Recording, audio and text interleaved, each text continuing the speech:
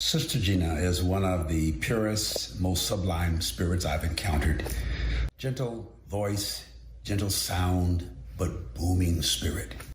She makes life more graspable. I listen to her, I see and sense and say to her and about her. She's a woman of good, a woman of God, a woman of elevated consciousness. I'm so glad to be a part of your life and that you are a part of mine and that we are all together a part of each other's. Peace and blessing.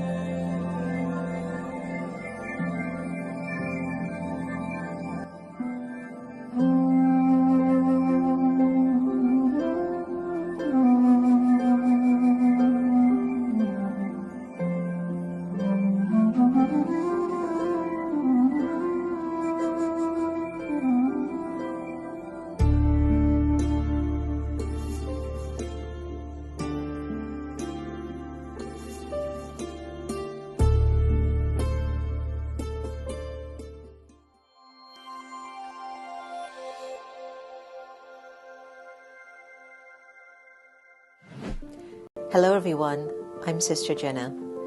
A few years ago I had a vision. The vision was comprised of witnessing members of Congress really going through a very tumultuous time. I had envisioned that within the walls of Congress there were questions about trust between themselves, but there was also the question of trust with Americans and the leadership of the country. So I went about to search for members of Congress who would be open to share with me the depths of their heart, what was at the base of their conscience. And I came across some of the most beautiful people that I walked away with this experience that our country is in good hands. Here we are many years later, maybe about 4 or 5 years later, after I had actually initially recorded Soul Talk on the Hill. And we're witnessing stuff that we have never seen in the United States of America. Trust within the walls of the United States Congress is at the all-time lowest it has ever been. As you know, just a few weeks ago, there were riots on the Capitol Hill. It was an insurrection. There were a lot of people hurt emotionally, mentally, physically. Soul Talk on the Hill invites me into the walls of the halls of Capitol Hill to sit and have a heart-to-heart conversation with members of Congress about what matters to them the most. What's at the base of their heart, their character, the content of the hill. It makes us see them for who they really are. Put aside all the political jargon that goes on. We get to see really who are the people that are creating our policies, voting for our rights. These are good people. And given the opportunity to really speak from the depths of their heart, the country, our cities, our districts will continue to keep thriving. As See Good TV re-releases this season of Soul Talk on the Hill, it is my pure wish that you sit back and relax and enjoy each of the episodes. Just go into the content, the questions, their expressions, you learn a lot about these people. They're good people. For anyone right now, it's a hard time. Globally, in the United States, it might be even more so, one of the hardest times it has ever endured. But I know that we will prevail, and I know that we will succeed. Soul Talk on the Hill is to invite you to give our congressional members a second chance, to begin to find ways to communicate with them from matters of heart and not matters of the political spectrum. What's more important than anything is what is the need of the time internally, and how does my conscience and my heart find peace in my choices. Soul Talk on the Hill asks important questions, and the congressional leaders gave very profound answers. If you've got any comments or anything you'd like to share, please feel free to let us know. We would love to hear your feedback. Soul Talk on the Hill is not endorsing any political parties or any candidate. It is simply having a heart-to-heart conversation with those who gave me the permission to come into the sacredness of their office and delve into their hearts. Enjoy Soul Talk on the Hill. Be well. Be safe. God bless you. Please, take care of yourselves.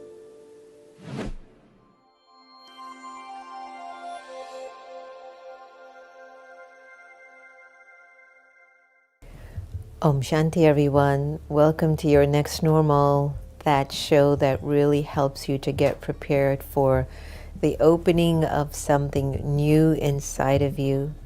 If you're tuning in for the first time today, a very, very warm welcome to you. Hopefully you'll enjoy the tribe and connect with everyone who has stayed with us from the beginning.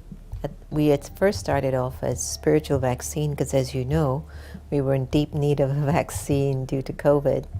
But somehow as we were growing along the way, and after doing, I think, over 200 shows on Spiritual Vaccine Hour, we decided that we were changing and we were preparing for a next normal.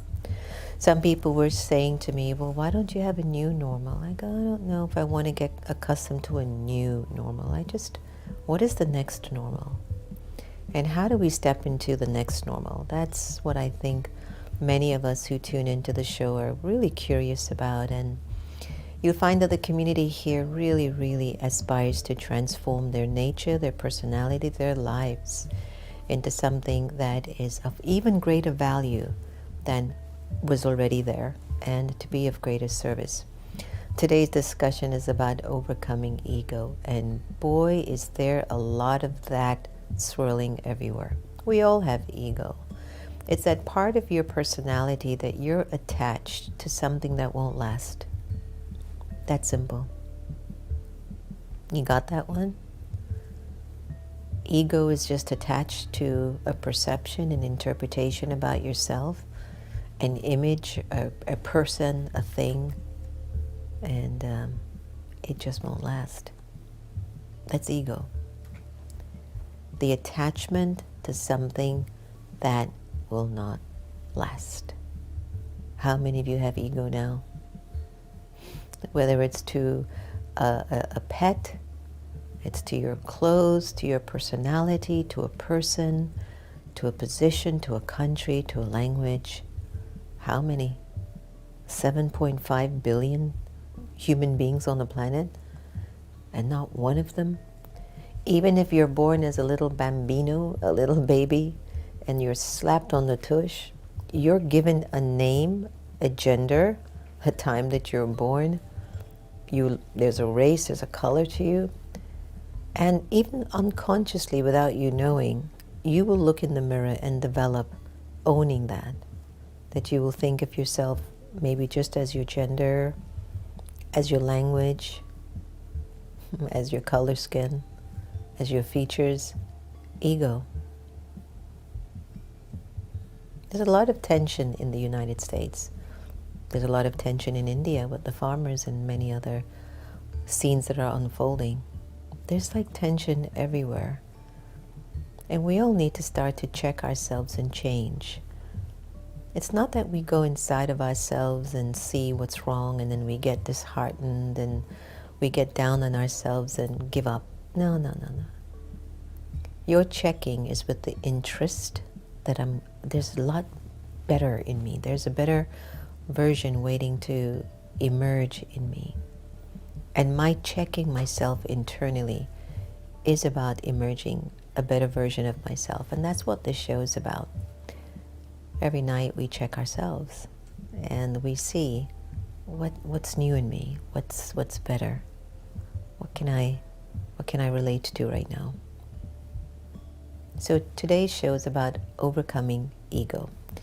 We have a wonderful PowerPoint that I want to take everybody through. So do bring out your pen, your paper, or your notepad or iPad, and let's get to it, shall we? All right. So a lot of us think that ego and self-respect are similar. And yes, if you have, though, self-respect, there'll be no room for ego. Because self-respect is that which takes you into this other dimension of yourself. Self-respect is where you're connected to a higher version, so you don't need to be attached to anything that is not lasting. Now, are we able to identify the various forms in which ego plays out in our personality, in our relationships, in our decisions? Envying and possessing people comes from the base consciousness of also having the arrogance of who we think we are. Is there anyone out there that you know that you envy at this moment? And take a time and ask why. Why do you envy that person? Because they seem to have a nice spouse, their kids are doing great, they seem to have a lot of money, their body seems to be in check, their life seems to be flowing, they look good. Why would you envy them? Are you attached to a perception in your head that you aren't any of that and you don't have any of that?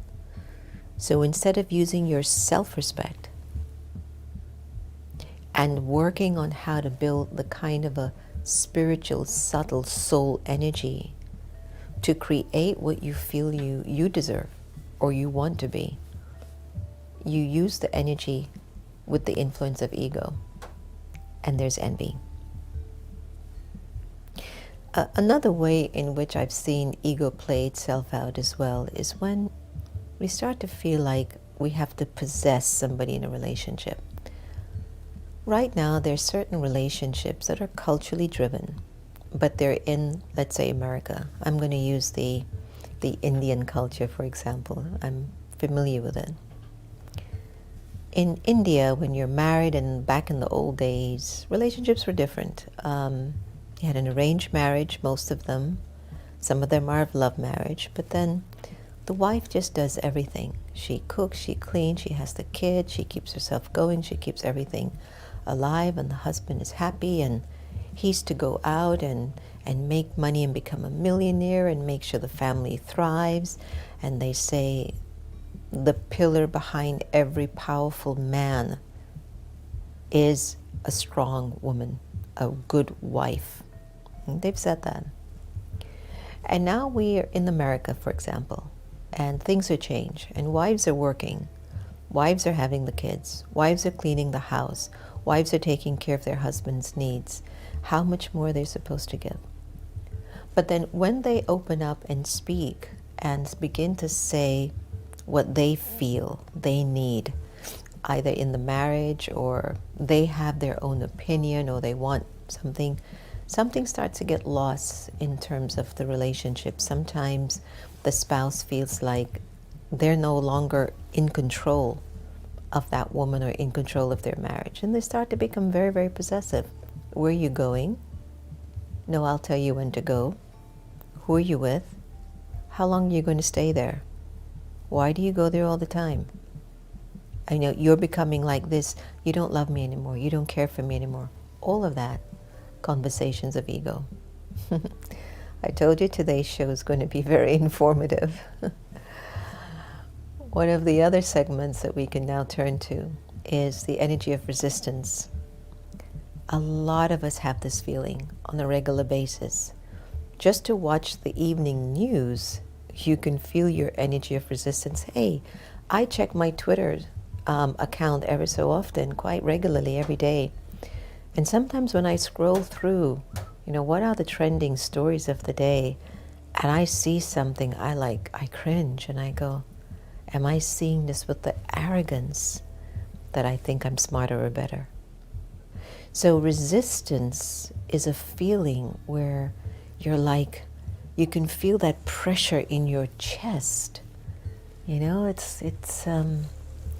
feel this energy in your chest like a pinch, almost like you're being pinched inside, and it's like holding you back. It's like you're riding a horse and you're going, whoa, horsey. That's resistance. When the energy of ego is in your consciousness, things just start to break apart. You fragment things. Things are just all over the place. And I'll tell you one of the reasons why is that when there's a lot of internal desires, I want this, I want that, I want that, I want everything everyone else has except me, then you get very fragmented, and that's also a sign of the energy of ego swirling through you and just doing a job on you, really. And things are just not in order. And you get like that. Is that I'm still being motivated by the energy of ego. And so, looking at today's session to overcome ego, there's a lot of points. They sometimes say, psychologists say, that good criticism is actually one of the highest forms of praise. If that's the case, I'm being praised a lot. But they say that criticism is actually a flattery. It's a sign of flattery, but is that the way that you want to always think about people? I mean, have you ever checked yourself when you are sitting there having a conversation with another person and you begin to talk about somebody? Don't you start to feel that bitter feeling inside? I find that criticism gives you this bitterness. It's like a bitter vibration inside of you.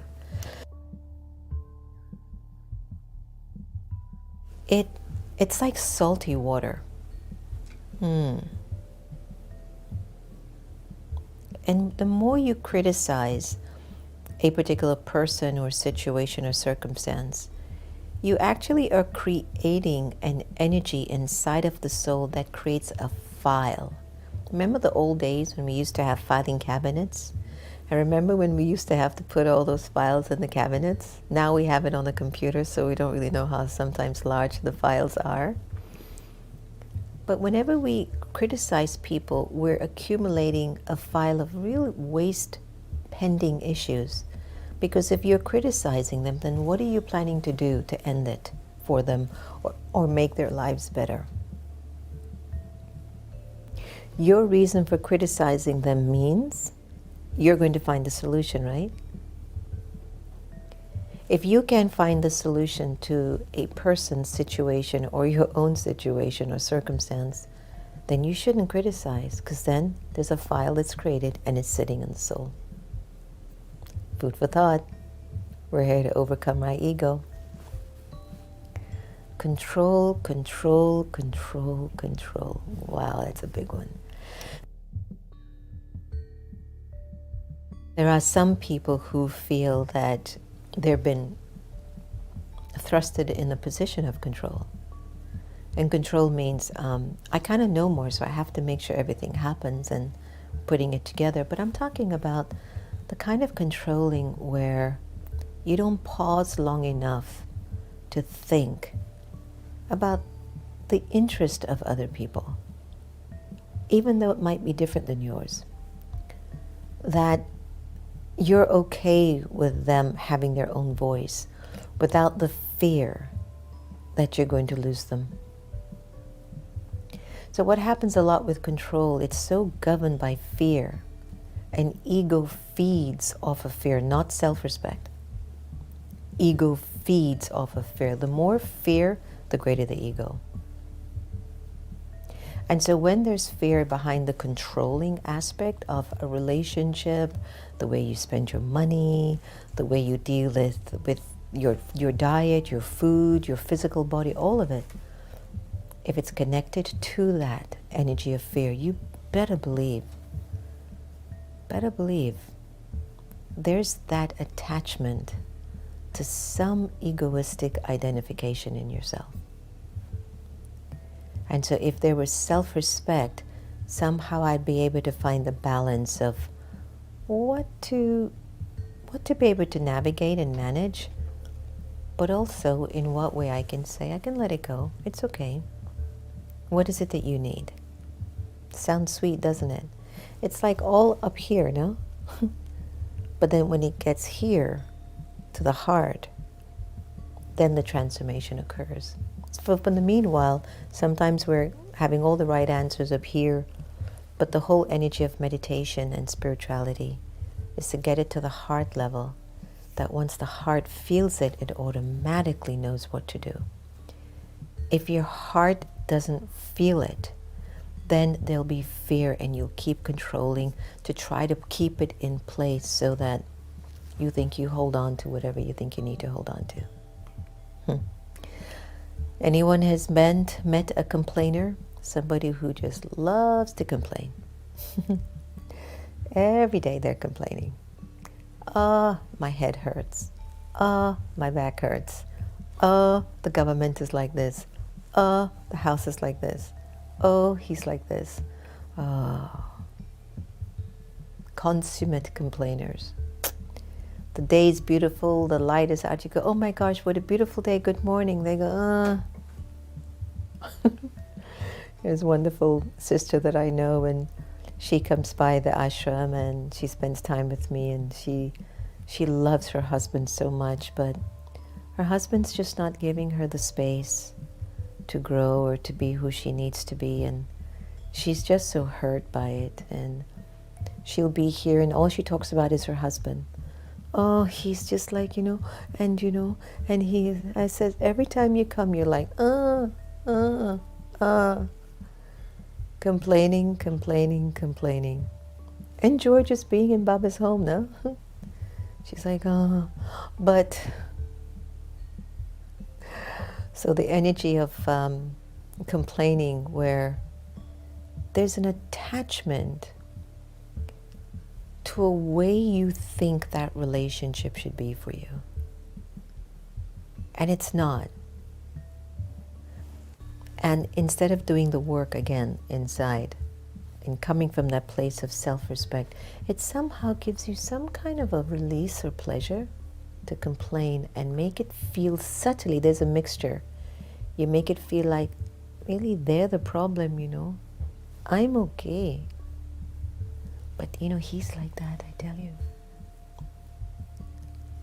So what happens when you kind of complain and then you start blaming people and you start to project your energy out to people and go, it's because of him,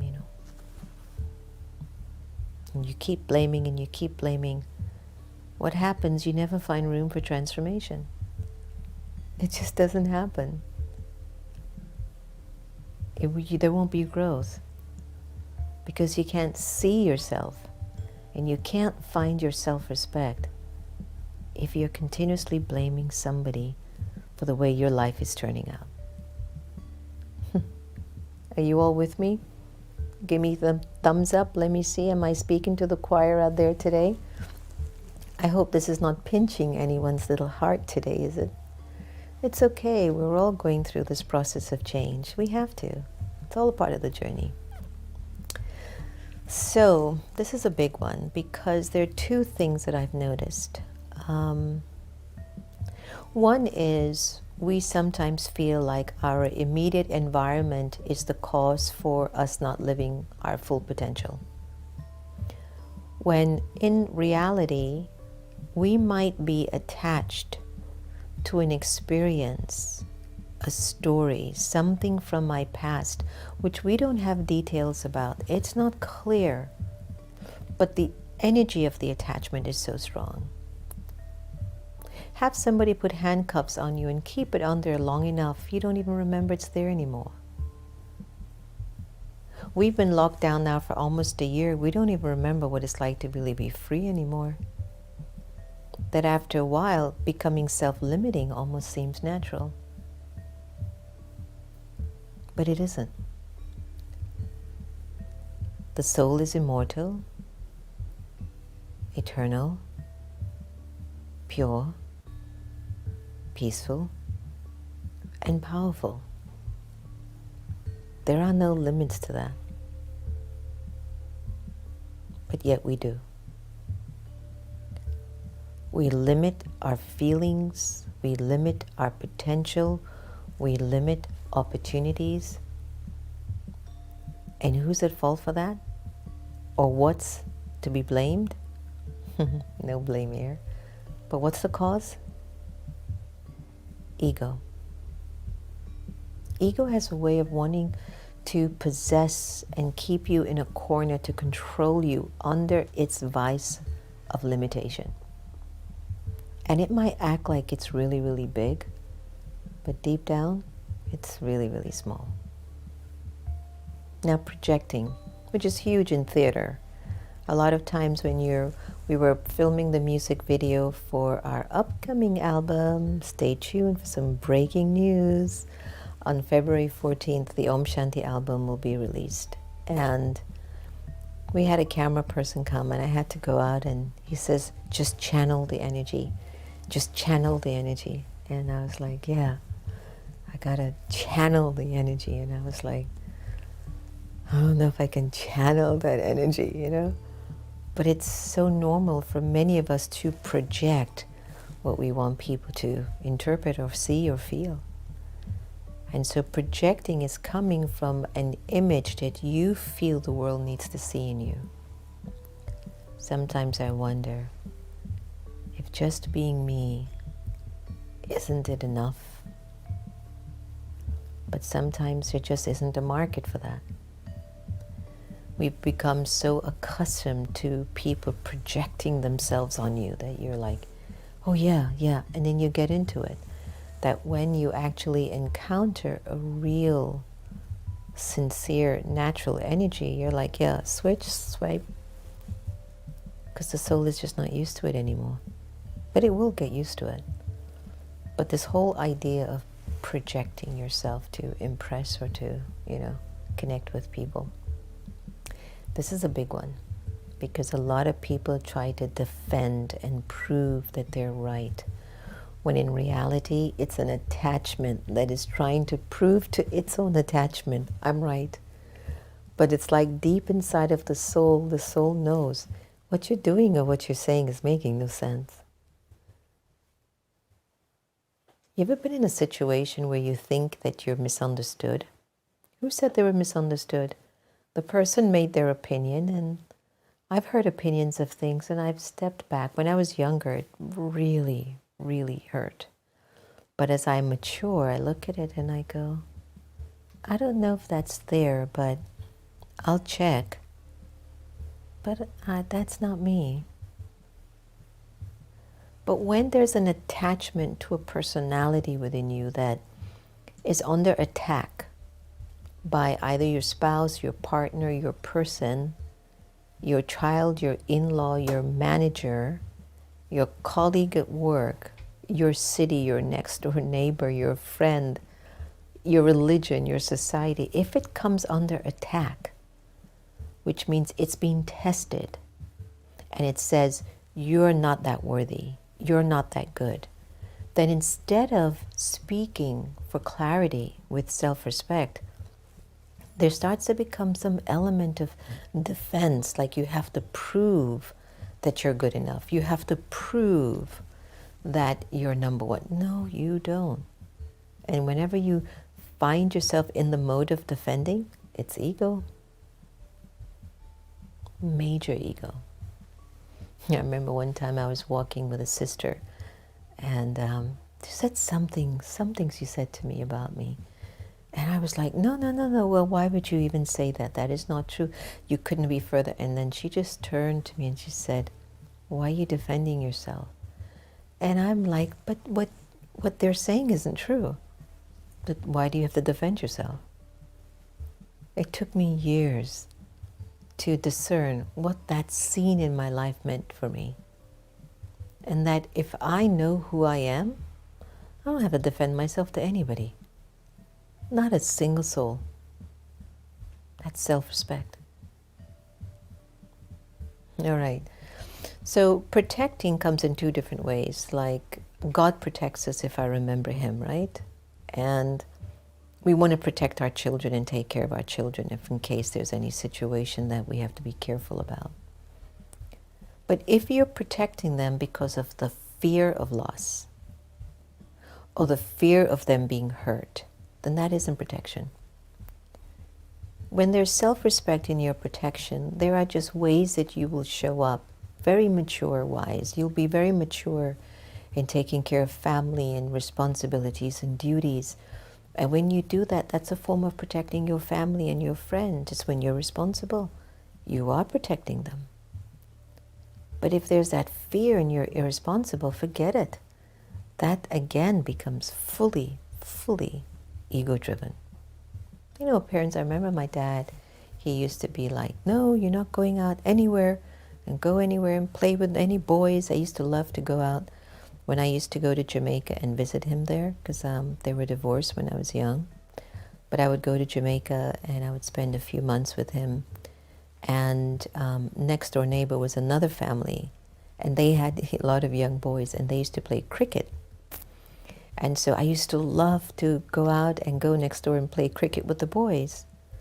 So when my father would come home and I would forget the time, and then either grandma or somebody would say, Jimmy, you know, they used to call me Mitz by my nickname.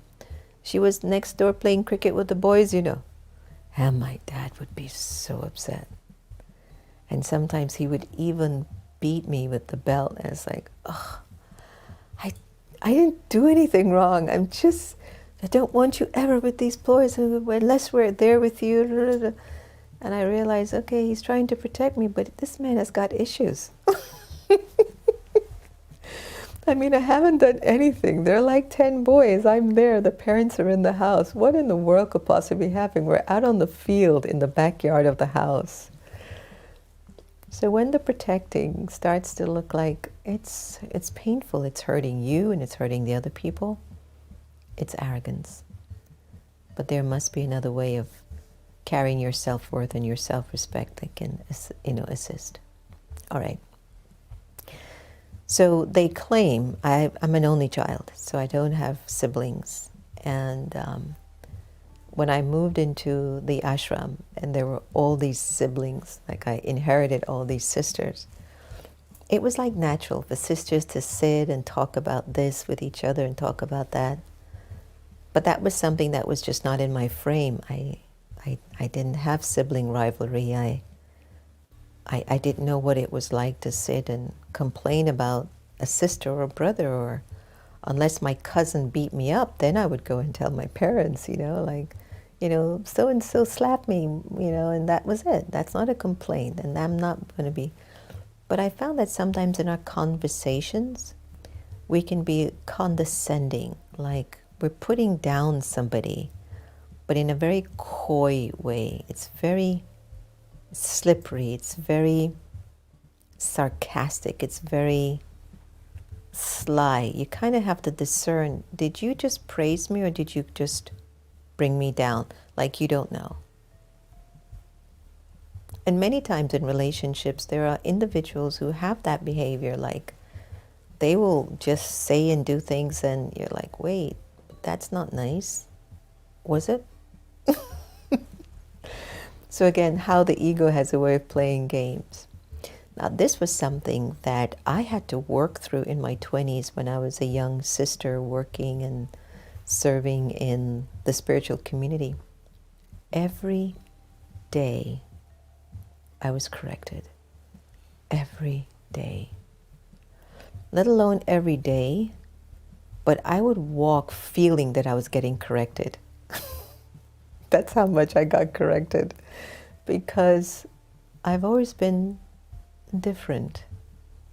Not in a bad way, just different. Different from the herd, different from the tribe. I was different when I was sleeping consciously. I was different when I was awakened consciously. Just different. And I guess different means, I don't know, just did things in a unique way. And it's not to say that whatever I did was wrong, but it just didn't go with the herd. And so when you're traveling with a herd, or you're in a larger unit of a family, you keep hearing it, like, no, not like this, not like that, like that. But when you're correcting people, is it coming from a place that you think you're right, or you are better than? So one of the things that I've learned when there's self-respect, instead of correcting, the best way you can initiate correction in a relationship is to be the example. And when you're the example, that's the form of your correcting. And everything tends to fall in place. Sometimes when the hurt goes really deep inside the soul, and the soul doesn't know where to find the information, the knowledge, the words, then it escapes, it goes into isolation.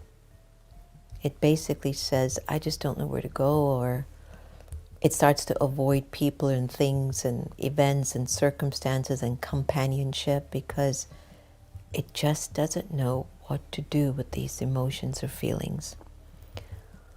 When the ego has responded to a lot of life's unfolding, and you get upset, you get sensitive, you feel hurt, you feel betrayed, you feel deceived, whatever it might be, and the pain is so deep, observe yourself if you don't move away from everything and everyone. And in your moving away, sometimes you're seeking to heal. You're seeking to find answers, there's no doubt. But some of us sometimes can't come back, or we don't know how to, or we even end up in new relationships still disconnected from ourselves because of past bruises. And the bruise isn't necessarily what the person did to me, but the bruise is because somehow I had an ego identity about myself, and that person didn't honor me. Let alone you didn't check that you have an ego issue with your personality. But what energy you are feeding most of is they don't see that I'm worthy. You get it? You see how intricate human relations and just ourselves are? It's huge, isn't it? It's huge. So a lot of times we might not know it, but there are some deep traumas and bruises sitting in the soul. And so we don't do so well in gatherings. We don't do so well with teams. We don't do so well in families. There's something there. And if you can use the time, especially now with the pandemic, and really look at what your energy would be like when there's self-respect and self-worth, you're not going to go into any even habits of escapism, smoking, drinking, lots of relationships, partners, overeating, even over-exercising is a form of escapism. And sometimes I see folks keep building their bodies more and more and more, and I know it's an art, and you get marveled at how the body can contour itself in such ways, like, wow. But after a while, you're like, this might be too much. So you have to kind of check on that. How many of you in relationships want to fix somebody? I got to fix you. You know, Iyanla Vanzant has this television show on OWN Network, Fix My Life. And I'm happy to say that she's filmed her last segment last year. She just decided, I don't want to do it anymore. So she's now discontinued. So this is her last season. But how many of you feel like you're staying in your relationship or your marriage to fix the other person without anything negative? It's not that it was a bad thing, but you feel like, I'll be able to change him. And you didn't. It's a little bit of ego, no? Like, can I really fix anybody? I mean, heck, I can't even fix myself. Who am I to think I can fix somebody, right? Okay, disapproving. It happens. Sometimes the expectations that we impose on people, they don't match up to it, and so we disapprove of people and their choices, or even the way they dress. You can disapprove of the way they dress. Oh, that doesn't look good. It doesn't look right. But it comes from ego. So they're not dressed right. So they look different. So I always there's this star is on my Instagram. His name is Ranveer Singh, and I think he's married to Deepika Padukone. Yes, he is. And he has this very flamboyant way of dressing. And I was looking at my Instagram post the other day, and he loves Gucci watch, Gucci hat, Gucci glasses. He wears really funky looking glasses, and he's always dressed really wild and spunky. And I look at him and I say to Baba, like, he's so creative and animated. And then you look at his wife, and his wife is a model, but that's her profession, so it's different. But when you look at her in her off time, she seems so simple. She wears her little white t-shirts and her little blue jeans and sneakers. That's like her look every time she goes on a shoot, right? Or if she goes out, she's got some elegant outfit, and he's into his Gucci stuff. And I said, she's not disapproving of him. She just accepts him. That's the way that he is. And so to what extent do we have the self-respect about who we are? And then that power within us to allow people to be who they need to be. It requires some deep work, doesn't it, everyone? You know what I'm saying? Like, deep work. Deep work. All right. So as we're getting closer to our end, right? Denial. Somebody's pointing something out to you. You're in complete denial. Somebody tells you, stop smoking, it's not good for your health. No, it's fine, I'm in denial. Somebody tells you, don't eat any more sugar, it's not good for you. You're in denial. You're like, give me the sugar. Again, what is pulling your attention that even though your loved ones are trying to signal to you, that's not good for you? Then you're like, no, it'll be fine. I'll be fine.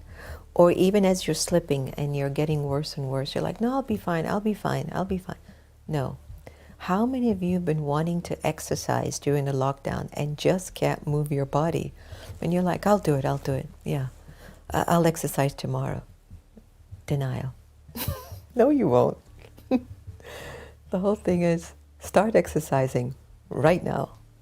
Then you'll break that. Self-respect will make you fulfill your deepest wishes. Desiring things, that comes from really deep-rooted, unfulfilled expectations in your past. That's simple. Judging, well, you and I both know what that's like. Everyone has an opinion about somebody in these times. I mean, everyone's got something to say. You look online and people are so rough and harsh, and they're not aware that they're just picking up the energy and that that's not the way to be. But we're in a society of judgers instead of people who need to be like lawyers. Now let me point this out. Let me give you some clarity here. When you're supposed to be a lawyer, which is for your case inside of yourself, you need to find the right things. What's the right argument to help to create the transformation within you? But inside, we become a judge. And we don't help ourselves to really discover what is it that we need to change. And so it's really vital for us to, instead of judging people, replace it with empathy. You really want to look at somebody and work with them and understand them. Just try it.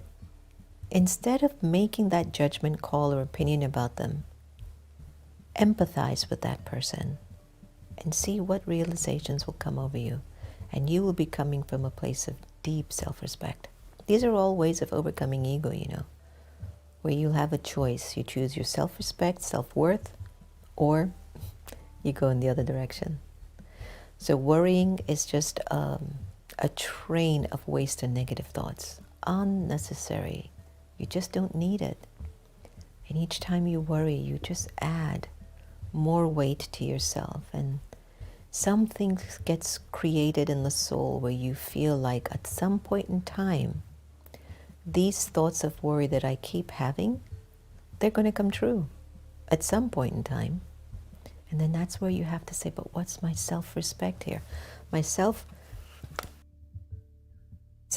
and self-respect says, it's going to be okay.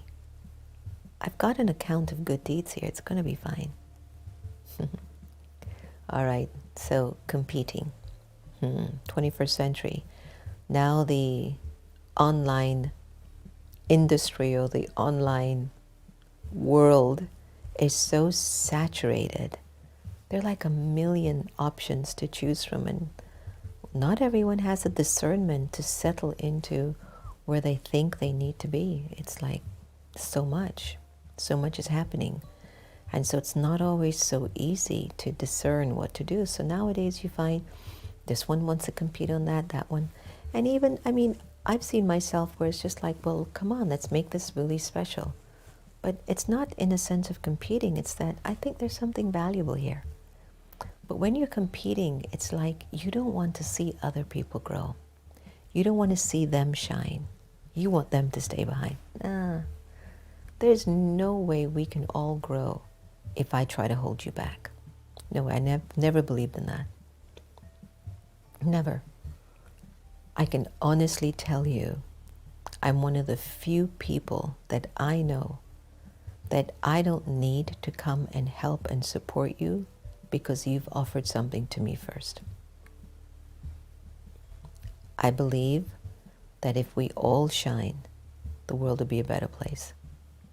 And I keep carrying that faith that even though a lot of times you get shafted or taken advantage of, the right energies will always find you, even if it's a small amount of folks. The ones that are really in it for all the right reasons, they will be there with you. And things will work out. So instead of competing, work on being the one that gives, shares, has the best of motives and intentions, and that energy will support you. So, what is self-esteem? Respect, humility, trusteeship, tolerance, patience, the ability to forgive and let go, honesty with the self and of others, and that will keep you light. Did you all like the PowerPoint presentation in the session today? I thought it was really, really good and valuable to really go deeper into looking at some of these pointers and just ways of being, because we really need to know who we are, now more than ever. It's really our time. It's our age. So give me some thumbs up if you liked the program today and you took something from this session, because I will either choose my self-respect and self-worth, or I'll go down the other path, which is fine. When I go down this path, it's just going to take me a longer time to feel what real love feels like, and what real peace feels like, and what real purity feels like, and what God's love is like on my head. So the more I develop my self-respect and self-worth, then the easier it'll be for me to also experience God's love on my head. Thank you for joining us tonight. enjoy this meditation as we close off. And, let us just do the work, and let's enjoy doing the work so that the world can become a better place. Thanks for joining us. And don't forget, we've got a big surprise coming. So stay tuned. I'll see you all tomorrow. Take care. The power of being lies in its simplicity.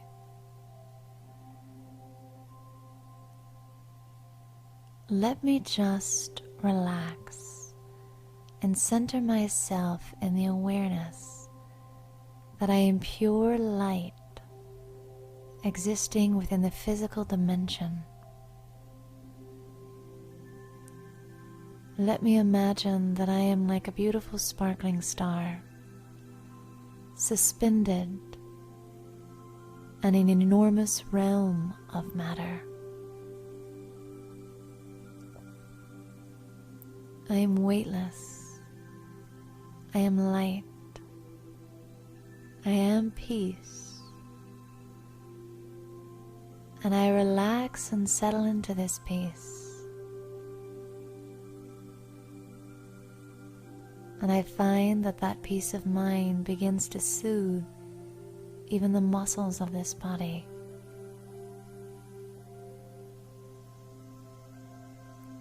Sometimes I stay so focused in the world of doing that I forget the power of just being. This simple exercise of just sensing the soul within and creating that awareness that I am light and that I am peace.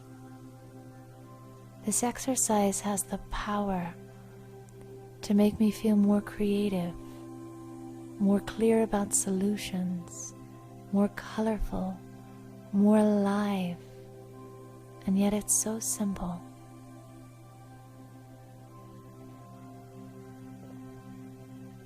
All I have to do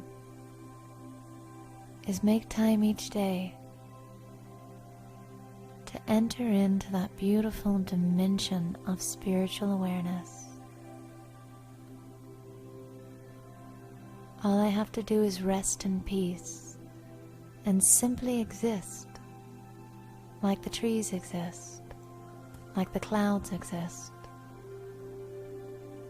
Let me practice the art of being, and I will find inside that there are beautiful qualities: love, joy, wisdom. And when I dive deeply into these qualities,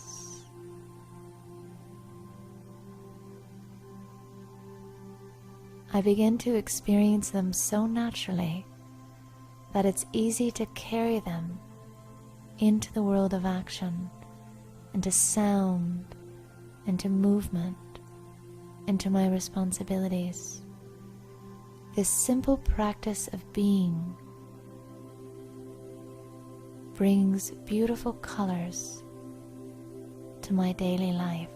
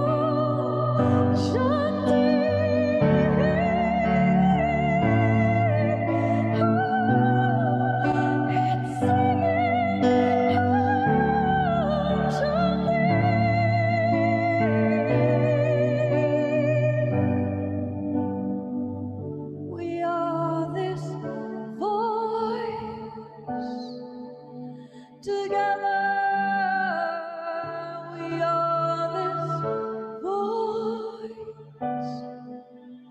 Together we make this choice. Together we make this choice. Together, Om Shanti. We're singing Om Shanti.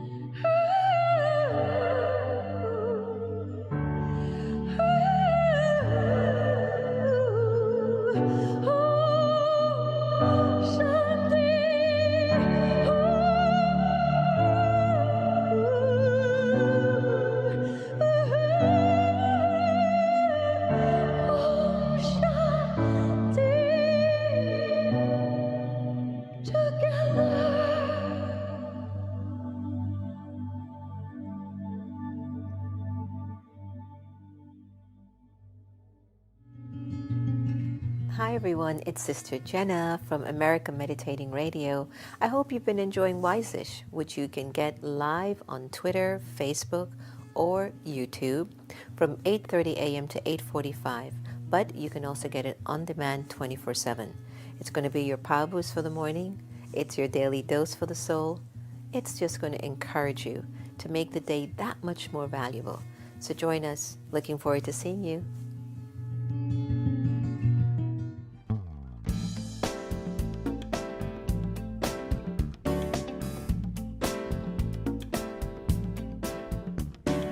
Thank you for this day, Spirit, thank you for this day. Thank you for this day, Spirit, thank you for this day. This healing, this healing, this healing day. This healing, this healing, this healing day. Thank you for this day, Spirit, thank you for this day. Thank you for this day, Spirit, thank you for this day. This healing, this healing, this healing day. This healing, this healing, this healing day. Thank you for this day, Spirit, thank you for this day. Thank you for this day, Spirit, thank you for this day. This healing, this healing, this healing day. This healing, this healing, this healing day. Thank you for my friends, Spirit, thank you for my friends. Thank you for my friends, Spirit, thank you for my friends. My wonderful, my wonderful, my wonderful friends. My wonderful, my wonderful, my wonderful friends. Thank you for my friends, Spirit, thank you for my friends. Thank you for my friends, Spirit, thank you for my friends. My wonderful, my wonderful, my wonderful friends. My wonderful, my wonderful, my wonderful friends. Thank you for my health, Spirit, thank you for my health. Thank you for my health, Spirit, thank you for my health. My radiant, my radiant.